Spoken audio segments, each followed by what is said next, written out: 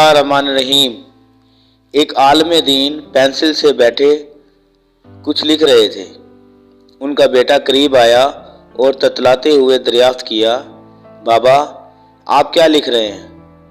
اس عالم دین نے مسکراتے ہوئے اپنے بیٹے سے فرمایا، بیٹا میرے لکھنے سے بھی زیادہ اہم یہ پینسل ہے جس سے میں بیٹھا لکھ رہا ہوں، اور میں یہ چاہتا ہوں کہ جب تم بڑے ہو جاؤ تو تم اس پینسل کی طرح بنو۔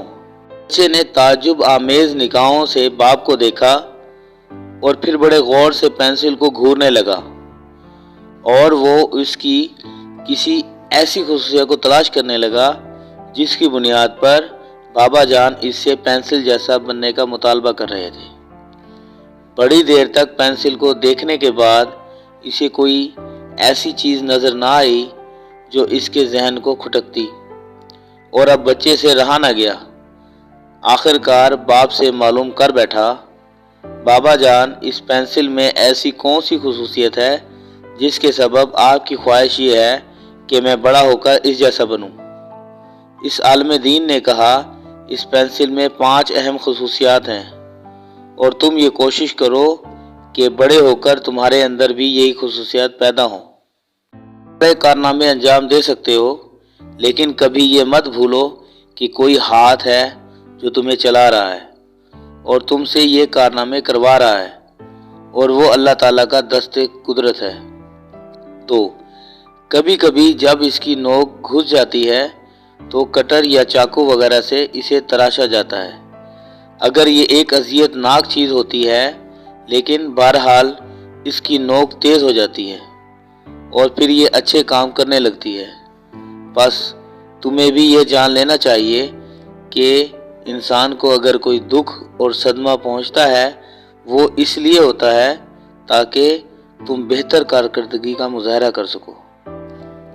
3، اجازت دیتی ہے کہ اگر کچھ غلط تحریر ہو جائے تو تم ربر سے اسے مٹا کر اپنی غلطی کی اصلاح کر سکو۔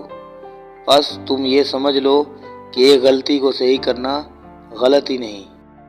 یہ بات بھی ذہن نشین رہے کہ پینسل کی لکڑی اور اس کا خول لکھنے اور تحریر کرنے کے کام نہیں آتا، بلکہ لکھنے کے کام ہمیشہ وہ مغز آتا ہے جو اس لکڑی کے اندر چھپا ہوا ہوتا ہے۔ بس ہمیشہ تم اس چیز کا خیال رکھو کہ تمہارے جسم کی کوئی حیثیت و اہمیت نہیں ہے، بلکہ اس کے اندر چھپی تمہاری روح اور ضمیر قدر و قیمت والا ہے، جسم نہیں۔ 5، پینسل جب کچھ لکھتی ہے تو اپنے کچھ نقوش کاغذ پر چھوڑ دیتی ہے جو مدتوں کاغذ پر دیکھے جا سکتے ہیں۔ بس تم بھی یہ سمجھ لو کہ تم جو بھی کام کرو گے اس کے نقوش تمہارے بعد باقی رہیں گے۔ اب یہ تمہارا کام ہے کہ تم کیسے نقوش چھوڑ جاتے ہو۔ بس کسی عمل کو انجام دینے سے پہلے کئی بار غور و فکر کر لو کہ کہیں تم کچھ غلط تو نہیں کر رہے۔ جزاک اللہ الخیر۔